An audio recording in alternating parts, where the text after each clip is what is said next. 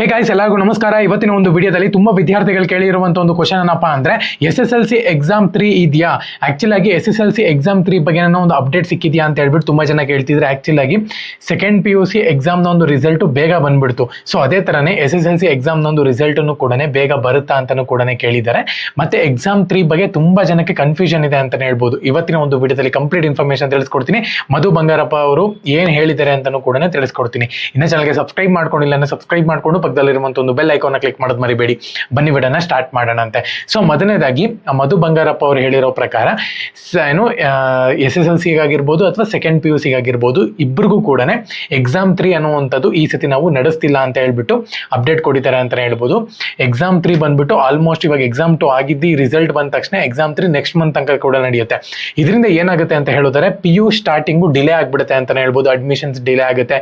ನೀವು ಅನ್ಕೊಂಡಿರುವಂತದ್ದು ಕಾಲೇಜು ಕೆಲವೊಬ್ಬರಿಗೆ ಸಿಗೋದಿಲ್ಲ. ಸೊ ಈ ತರ ಎಲ್ಲಾನು ಕೂಡ ಗೊಂದಲ ಇರೋದ್ರಿಂದ ನಾರ್ಮಲ್ ಮೊದಲು ಹೇಗಿತ್ತೋ ಒಂದು ಸಪ್ಲಿಮೆಂಟರಿ ಎಕ್ಸಾಮ್ ನಾವು ಮಾಡ್ತೀವಿ ಅಂತ ಹೇಳಿ ಅನೌನ್ಸ್ಮೆಂಟ್ ಮಾಡಿದ್ರು. ಮತ್ತೆ ನಿನ್ನೆನೂ ಕೂಡ ಯಾರೋ ರಿಪೋರ್ಟರ್ ಕೇಳಿರೋ ಪ್ರಕಾರ ಸೆಕೆಂಡ್ PUC ಎಕ್ಸಾಮ್ ಹಿಂಗೆ ಮುಗ್ದೋಯ್ತು. ಇವಾಗ SSLC ಎಕ್ಸಾಮ್ ಒಂದು ರಿಸಲ್ಟ್ ಕೂಡ ಬರ್ತಿದೆ. ಎಕ್ಸಾಮ್ 3 ನಡೆಸ್ತೀರಾ, 10th ಎಕ್ಸಾಮ್ 3 ನಡೆಸ್ತೀರಾ ಅಂತ ಕೇಳಿದಾಗ ಇಲ್ಲ, ನಾವೇನು ಮೊದಲೇ ಹೇಳಿದ್ವಿ 2 ಎಕ್ಸಾಮ್ ಇರುತ್ತೆ ಈ ಸತಿ, ಮೇನ್ ಎಕ್ಸಾಮು ಮತ್ತೆ ಎಕ್ಸಾಮ್ ಎಕ್ಸಾಮ್ 2 ಅಂತ ಅಂತಾರಲ್ವಾ, ಅದನ್ನ ಸಪ್ಲಿಮೆಂಟರಿ ಎಕ್ಸಾಮು. ಸೊ ಅದು ಬಿಟ್ರೆ ಇನ್ಯಾವುದು ನಡೆಸಲ್ಲ, ನಾವು ಒಂದೇ ಸಪ್ಲಿಮೆಂಟರಿ ಎಕ್ಸಾಮ್ ಇರುತ್ತೆ ಅಂತ ಹೇಳ್ಬಿಟ್ಟು ಕನ್ಫರ್ಮ್ ಕೊಟ್ಟಿದ್ದಾರೆ ಅಂತಾನೆ ಹೇಳ್ಬೋದು. ಆಕ್ಚುಲಾಗಿ ಗುಡ್ ನ್ಯೂಸ್ ಸಿಗುತ್ತೆ ಅಂತ ಅನ್ಕೊಂಡಿದ್ದೆ, ಬಟ್ ಆದ್ರೆ ಇಲ್ಲ ಈ ಸತಿ. ಸೊ ಹಂಗಾಗಿನೇ ಈ ಸತಿ ಏನ್ ನೀವು ಪಾಸ್ ಆಗಿದ್ದೀರೋ ಅದೇನೆ, ಒಂದು ವೇಳೆ ನೀವು ಫೇಲ್ ಆಗಿದ್ರೆ ಎಕ್ಸಾಮ್ 2 ನಲ್ಲೂ ಅಂದ್ರೂ ಕೂಡ ನೆಕ್ಸ್ಟ್ ವರ್ಷ ನೀವು ಕಟ್ಬಿಟ್ಟು ಬರ್ಕೋಬಹುದು. ತಲೆ ಕೆಡ್ಸ್ಕೊಳ್ಳೋಂಥ ಒಂದು ಅವಶ್ಯಕತೆ ಇಲ್ಲ.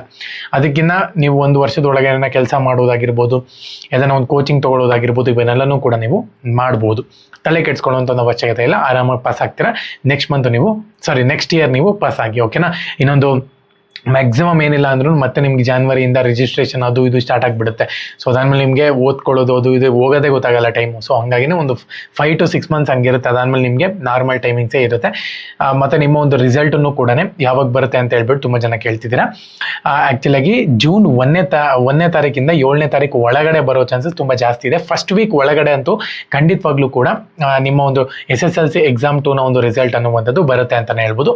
ಎಕ್ಸಾಮ್ 3 ಇಲ್ಲ ಅಂತ ಹೇಳ್ಬಿಟ್ಟು ಕನ್ಫರ್ಮೇಷನ್ ಕೊಟ್ಟಿದ್ದೀನಿ ನಾನು ನಿಮಗೆ, ಓಕೆನಾ. ಸೊ ಗುಡ್ ನ್ಯೂಸ್ ಇಲ್ಲ.